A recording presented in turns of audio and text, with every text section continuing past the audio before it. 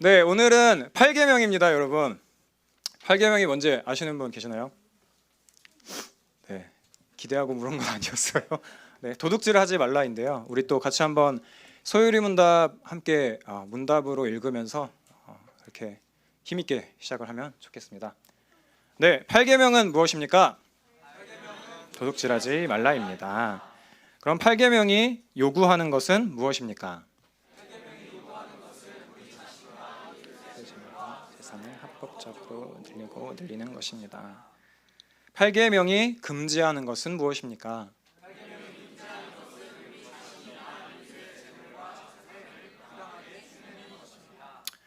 네, 그렇습니다. 도둑질하지 말라라는 이 계명 앞에 우리는 서 있습니다. 이 계명 역시 많은 사람들이 오해하고 있는 계명 중에 하나입니다. 보통 우리가 저번 시간에도 살펴봤던 것처럼 살인하지 말라라는 계명을 놓고 봤을 때 많은 사람들이 살인하지 말라라는 계명처럼 실질적인 어떤 도둑질, 살인 이런 것들을 하지 않는다면 그 계명을 잘 지키고 있다라고 착각을 하고 있습니다. 하지만 우리는요, 생각보다 더 많이 8계명을 가볍게 여기고요, 자주 어기고 있습니다. 우리 그림을 하나 볼까요? 네, 오늘은 그림도 준비했다고요. 네, 네, 이겁니다. 뭐 하는 것 같아 보이세요? 뭔가 할아버지가 계시고 할머니가 계십니다. 그리고 되게 뭔가 시계처럼 생겼지만 저울이 맞아요. 그래서 두 분이서 지금 이제 정육점 안에 있는 거고요. 여기 뭔가 고기 같아 보이는 거는 이제 다리로 봐서는 닭고기 아니면 오리고기 같은데 아무튼 네, 그건 중요하지 않고요. 손가락을 잘 보십시오. 네, 누가 정육점 주인일까요? 아저씨겠죠. 네, 아저씨는 손가락을 이용해서 저울을 살짝 누르고 있고요. 우리 또 아주머니는 어떻게 하고 계십니까? 네, 올리고 있어요. 네, 이거는 이제 레슬리 트레셔라는 분이 이제 그린 그림인데요. 잘 보면 미소를 짓고 있어요. 두 명 다 이제 미소를 짓고 있어요. 좀 잘 안 보이실 수도 있는데 서로 저울만 보고 있기 때문에 상대방이 서로 속이고 있는데 우리는 볼 수 있잖아요. 근데 서로는 그걸 모르는 거죠. 서로는 그거를 모른 채로 자신이 이익을 보고 있다라고 생각하면서 미소 짓고 있는 거예요. 이렇게 들어 올리는 분은 원래 무기보다 더 가볍게 나오겠거니 하고, 또 정육점 사장님처럼 보이는 이 할아버지는 내리면서 조금 더 무게가 많이 나오겠거니, 조금 더 이 손님을 속일 수 있겠구나라는 생각에 미소를 짓고 있는 그런 장면입니다. 네, 이제 꺼주셔도 돼요. 우리가 삶을 살아가면서 지금 이제 보여드렸던 이런 것과 완전히 똑같은 모양과 형태의 죄를 글쎄 정육점을 하시는 분이 계실 수도 있겠는데 네, 그럴 일이 많지는 않을 것 같습니다. 하지만 이와 유사한 방법들은 우리도 알게 모르게 많이 범죄를 짓고 있다는 것들을 우리 스스로를 좀 돌이켜 보면은 알 수가 있죠. 도둑질이 무엇입니까? 도둑질이라고 하는 것은 참 여러 정의를 내릴 수가 있겠지만 무엇보다도 다른 사람에게 손해가 가더라도, 다른 사람에게 손해를 끼치더라도 내 이익을 챙기려는 행위를 말합니다.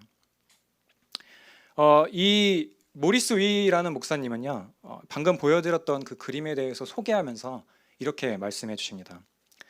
노동자를 착취하는 고용주, 맡은 일에 꾀부리는 일꾼, 성과를 거짓 보고하는 월급쟁이, 불량 상품을 파는 상인, 낼 돈을 내지 않는 고객, 타인의 명성을 해치는 자, 친구의 신임을 해치는 자, 가정의 수입을 술과 도박으로 낭비하는 아버지, 소득세를 부정직하게 납부하는 사람, 무익한 것에 관심을 쓰며 시간을 보내는 목사. 네, 전 아직 전도사예요. 아무튼 네, 이런 네, 목사가 되겠죠? 아무튼 네, 이런 사람이 여러분, 네, 이런 사람이 하는 일들은 바로 정육점 주인이 저울 눈금을 속이는 일과 같다라고 말을 하고 있습니다. 우리 모두가 교묘하게 도둑질을 할 수 있다는 사실을 인식하지 못하는 게 이 계명의 무서운 점이에요. 인정한다라고 할지라도 나는 8계명을 조금 어기는 것 같아 라고 하더라도 이내 다른 사람들과 비교하면서 나의 이 범죄는 별것도 아니지라고 생각하는 수가 아주 많다는 거죠. 주로 우리가 이 도둑질하지 말라라는 걸 아주 크게 어떻게 표현해야 될까요? 크게 한탕해 드시는 분들을 이야기를 들을 수 있는 거는 보통 뉴스잖아요. 뉴스 같은 걸 보면 야, 저런 금액의 돈이 과연 존재는 하는가 싶을 정도의 돈을 이렇게 도둑질을 하시는 분들이 이야기를 들을 때에 그분들의 범죄에 비해서 우리들의 죄는 정말 아무것도 아닌 것처럼 작아 보인다라고 스스로 그렇게 생각을 하면서 죄책감을 없애면서 살아갈 수도 있습니다. 또한 따져보면 도둑질이지만 주변에 거의 모든 사람들이 하는 거예요. 주변에 거의 모든 사람들이 행하고 있다면 도둑질처럼 보이지 않기도 하죠. 정말 거의 대부분의 사람들이 그렇게 하고 있다면 말이에요. 그냥 뭐 남들도 다 하는 건데, 뭐 남들도 다 하는 건데 라는 생각을 하면서 나의 죄를 사소한 것으로 여겨버리기도 하는 것입니다. 사소한 도둑질 그리고 그 이면에 숨긴 탐욕은요, 그 모습을 쉽게 드러내지 않습니다. 하지만 서서히 우리들의 마음을 잠식해 가면서 이 정도면 괜찮겠지라는 그 수준을, 범죄의 수준을 점점 끌어올려 두곤 하는 거예요. 처음엔 이 정도면 괜찮겠지, 이 정도는 괜찮겠지, 남들 다 하는 건데, 우리 회사 사람들 다 하는 건데 뭐 어때, 1시간 정도 더 찍는 거 뭐 어때, 이렇게 말이에요. 우리는 이런 상황에 처해 있습니다. 많은 우리들의 주변에, 어쩌면 여러분들의 직장 동료, 어쩌면 여러분들 바로 근처에 있는 사람들이 이런 방식으로 8계명을 어기고 있는 것들을 여러분들은 많이 목격하셨을 수도 있습니다. 이런 상황이 우리의 주변을 둘러싸고 있는 것을 생각해 볼 때에 우리는 어떻게 하면 주께서 우리에게, 하나님께서 우리를 사랑해서 주신 이 말씀을, 이 계명을 잘 지킬 수가 있을까요? 먼저 우리는 모든 것이 하나님으로부터 왔다라는 사실을 기억해야 될 필요가 있습니다. 먼저 우리가 가진 것들, 내가 소유하고 있는 거야, 내가 내 주머니에 있는 거야, 내 손 안에 있는 거야 라고 하는 것이 정말 우리들의 것인지에 대해서 생각해 볼 필요가 있습니다. 성경은요, 개개인이 재산을 가지고 있는 것에 대해서 인정을 하면서도 동시에 모든 것이 하나님께로부터 왔다, 모든 것이 하나님의 소유다, 하나님의 것이다 라고 말하고 있기 때문입니다. 시편 24편 1절입니다. 땅과 거기에 충만한 것과 세계와 그 가운데에 사는 자들은 다 여호와의 것이로다. 이 구절뿐만 아니라요, 성경 곳곳에서 이 세계가 하나님께 속하였음을 말하고 있어요. 하나님의 소유라고 말하고 있다고요. 재산이나 물질만을 말하는 것이 아닙니다. 우리가 가지고 있는 것, 또 뭐가 있죠? 시간이 있죠. 또 우리가 가지고 있는 게 뭐가 있습니까? 능력이 있죠. 그 모든 것들이, 정말 모든 것들이 하나님으로부터 왔다라고 말하고 있습니다. 동방의 교부인 니사의 그레고리우스라는 사람은요, 주기도문을 가르치는 그 강해를 한 적이 있어요. 그리고 그 강해 설교에서 기술공과 연설가와 같은 직업을 예로 들면서 그 능력들이 어디서 온 것인지를 지적해주고 있습니다. 잠깐 읽어드릴게요.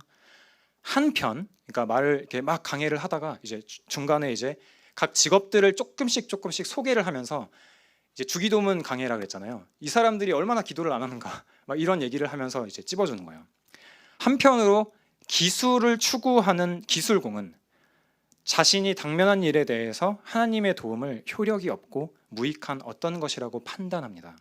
그렇기 때문에 그는 그 손을 주신 분을 기억하지도 않고 그 손으로 기도를 내던져 버리고 희망을 자신의 손에 둡니다. 무슨 말입니까?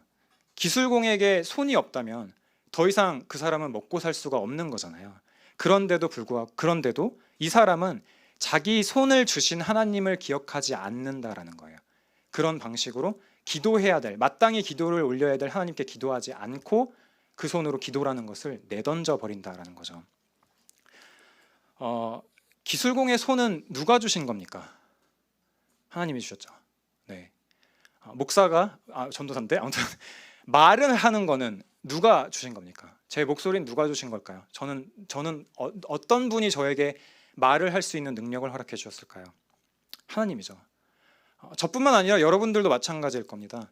여러분들은 분명히 능력이 있어요. 뭐가 됐든지 간에 말이죠.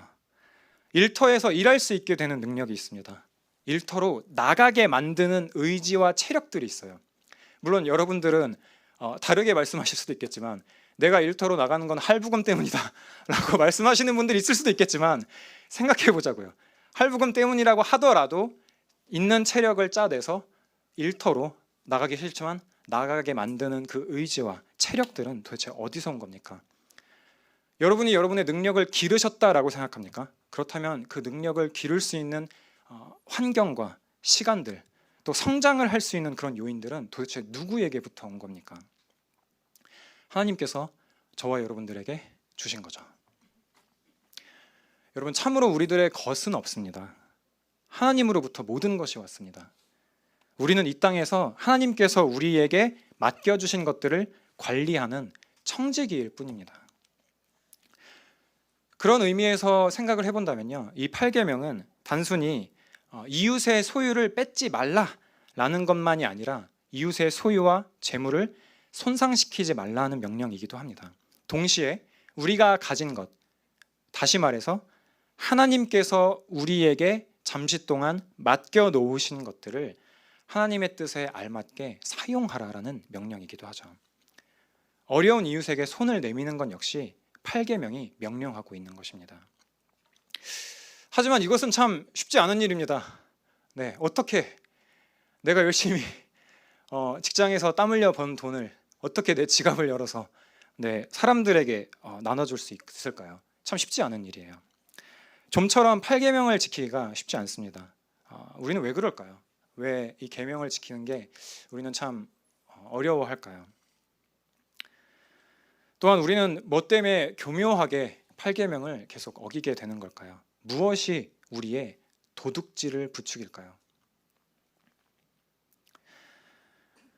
더 많이 소비해라.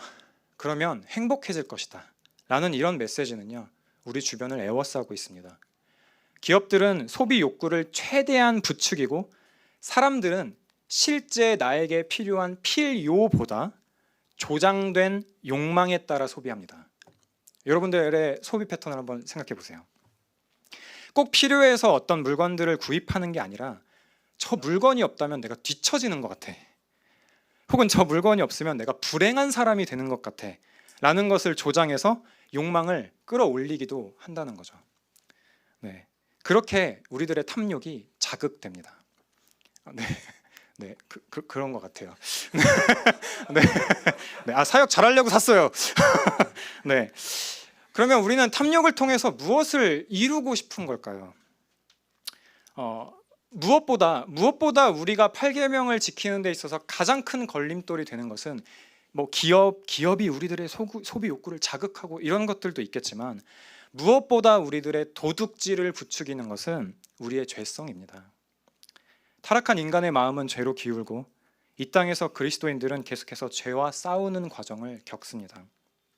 좀 더 명확하게 이야기하면 내가 가진 것, 내가 지금 돈을 벌 수 있는 이 능력들은 내가 이룬 거야 라는 그런 교만한 마음들이 우리가 가진 모든 것이 하나님으로부터 왔다, 하나님께서 우리에게 맡겨주신 것이다 라는 진리를 희미하게 인식하게 만든다는 거죠. 그리고 그렇게 교만이라는 토양 위에 탐욕이라는 죄가 자라게 됩니다. 이웃의 소유를 교묘하게 갈취하고 이웃의 안위와는 상관없이 자신의 손에 더 많은 재물을 쥐는 것을 목표로 살아가게 됩니다. 탐욕으로 재물을 취하고 그 재물로 이루려고 하는 것은 무엇이 있을까요? 그 중에 하나는 자기 증명일 겁니다. 내가 내 힘으로 이루어낸 것들, 내가 내 힘으로 재물을 많이 벌어들이는 것들을 통해서 무엇을 이룰까를 생각을 해봤을 때 나 자신을 증명하고 싶은 거죠. 나는 이만큼 열심히 일했고 이만큼 나는 능력이 되는 사람이다라는 것들을 증명하고자 하는 것입니다. 무력이 강한 사람들은, 재물 욕심이 많은 사람들은요, 자신의 소유로 자기 자신을 규정하는 것들을 좋아합니다. 뿐만 아니라 다른 사람들을 볼 때에도 동일한 관점으로 판단하는 성향을 보이기도 하죠. 사회 철학자 에리 프롬의 이 표현은요, 이런 사람들은 소유 양식의 삶을 산다라고 합니다. 이건요, 그가 무슨 차를 타고 다니고 어떤 동네에 살며 어떤 직업을 가졌냐라는 것으로 자기 자신을 이해한다는 거예요. 그리고 그것이 자기 자신의 정체성이 된다는 거죠. 그리고 그런 생각을 가진 사람들이 다른 사람들과 교제하게 될 때 어떤 일이 발생할까요? 자신의 소유가 그 무엇보다 가장 귀하기 때문에 사람을 사귀고 관계를 맺는 일마저도요, 그 관계가 자신의 소유에 어떤 영향을 미칠지를 먼저 생각하게 된다는 거예요. 상대를 인격적으로 너로, 당신으로 보는 게 아니라 내 소유에 어떤 영향을 줄 그것으로 인식을 하게 된다는 거죠. 이런 관계에서 아름다운 우정의 관계가 만들어질 수 있을까요?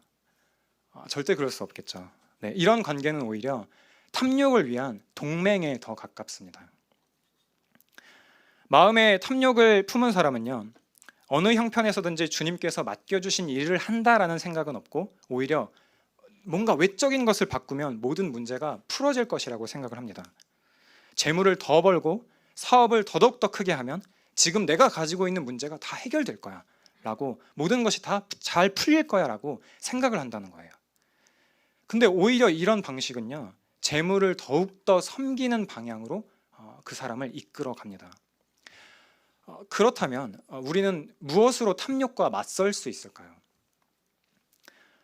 우리의 진짜 가난함을 알게 될 때, 그리고 우리의 진짜 부요함을 알게 될 때 우리는 이 탐욕과 당당히 맞서 싸울 수 있습니다. 재물을 향한 탐욕과 맞서는 방법은요, 탐욕이 지시하는 대로 달리는 게 아닙니다. 그래, 내 욕심의 끝이 어딘지 한번 보자. 네, 그런 방식으로는 탐욕을 이길 수가 없습니다. 오히려 우리가 진짜 어떤 상태에 있는지를 알아야 이겨낼 수가 있는 겁니다. 여러분들이 교회를 오래 다니셨다면, 그리고 또 휴관교회에서의 신앙생활을 오래 하셨다면, 우리가 우리의 통장 잔고와는 상관없이 죄인이라는 것들을 아실 겁니다. 우리가 죄인이라는 거는요, 우리가 영적으로 가난하다라는 겁니다. 우리는 선하지 않으며 하나님 앞에서 하나님께 용납될 만한 것이 어느 것도 없다라는 것을 말하죠. 다만 우리는 하나님께 은혜를 구하며 자비를 구하면서 우리를 부욕해 하신 이인 우리 주 예수 그리스도를 바라보는, 또 의지하는 것뿐입니다. 고린도후서 8장 9절은 이렇게 이야기합니다. 우리 주 예수 그리스도의 은혜를 너희가 알거니와 부요하신 이로써 너희를 위하여 가난하게 되심은 그의 가난함으로 말미암아 너희를 부요하게 하려 하심이라. 우리가 우리 주 예수 그리스도의 은혜를 바라보지 않는 이상 우리는 탐욕에서 자유로울 수 없습니다. 단 한순간도 자유로울 수 없습니다. 그리스도 안에서 우리는 우리의 죄를 대신 지시고 십자가를 지셔서 우리를 의롭다 하신 은혜, 우리를 자녀 삼아 주시는 은혜, 다시 말하면 진정한 부유함을 누리게 됩니다. 저와 여러분은 진짜 가난을 알고 있습니까? 저와 여러분은 진짜 부유함을 누리고 있습니까? 그리스도 예수로부터 오는 진짜 부유함 가운데에서 물질적인 부를 바라볼 때 우리는 그 재물들을 다르게 바라보는 눈을 갖게 됩니다. 더 탐욕스러워짐으로, 더 소유를 늘림으로 자기 증명을 하는 도구로서 예전에 재물을 대했다면 이제는 그러는 것이 아니라 우리를 위해 가난해지시고 이미 우리를 부욕해 하신 주께서 우리에게 이웃을 섬기라고 맡겨주신 도구로 그때부터는 재물을 그렇게 보게 된다는 거죠. 그렇게 탐욕만 자랄 수 있던 땅에서 관대한 마음이 자라날 수 있게 되는 것입니다. 에베소서 4장에서는요, 이 도둑질에 대해서 이런 이야기들을 하고 있어요. 도둑질하는 자는 다시 도둑질하지 말고 돌이켜 가난한 자에게 구제할 수 있도록 자기 손으로 수고하여 선한 일을 하라. 위 말씀에 의하면요, 도둑질하던 사람이 그냥 도둑질을 멈췄다고 해서 8계명을 다 지킨 것이 아닙니다.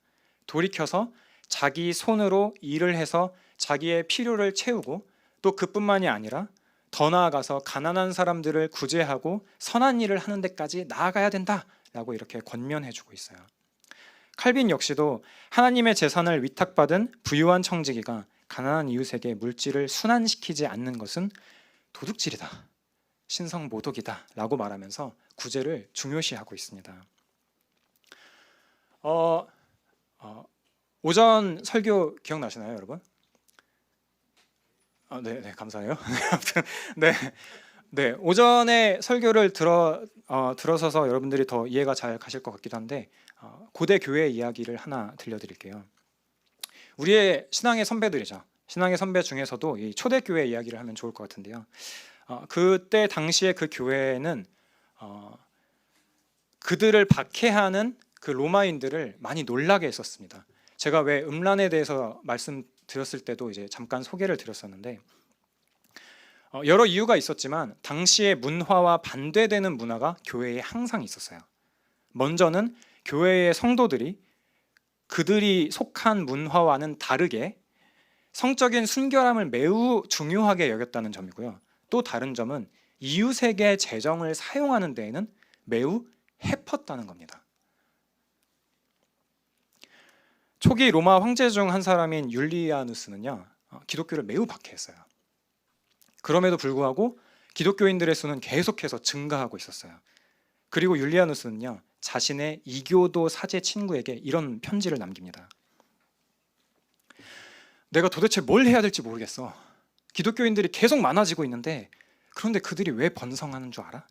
이 불경건한 갈릴리 사람들은 그들 자신의 가난한 사람들 뿐만 아니라 우리의 가난한 사람들도 돌본다고. 무슨 말인지 아시겠나요? 초기 그리스도인들이 그들이 살고 있는 박해가 한참인 로마 세계의 영향력을 발휘할 수 있었던 거는요, 복음을 들은 그들의 관대함 때문이었습니다.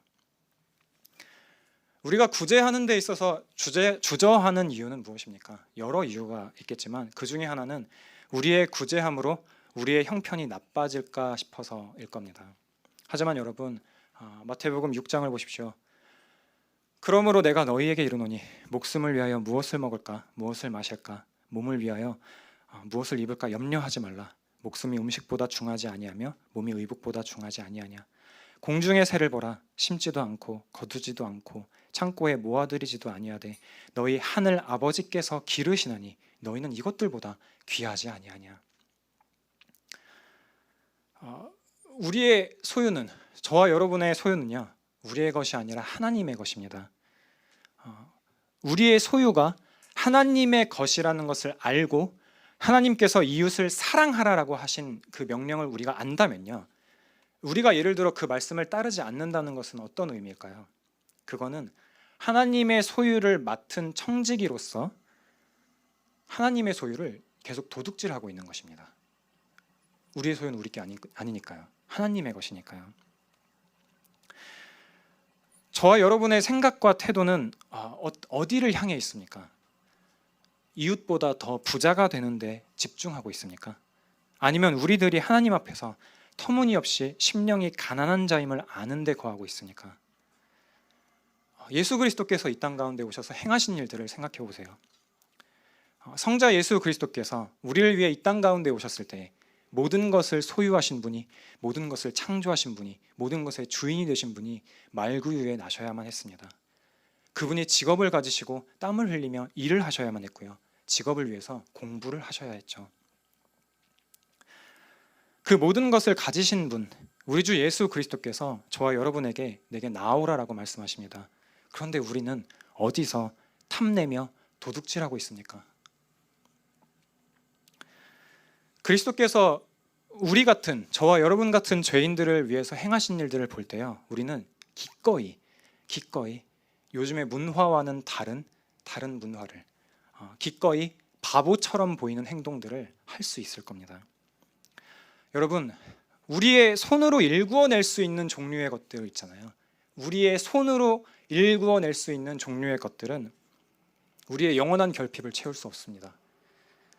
그렇다면 여러분, 청년 2부의 형제 자매 여러분, 이제 우리가 재물을 놓칠까 봐 꽉 움켜쥐고 있었던 우리들의 손에 찢긴 몸을 주시고 흘린 피를 허락해 주신 그분께로 나아갑시다.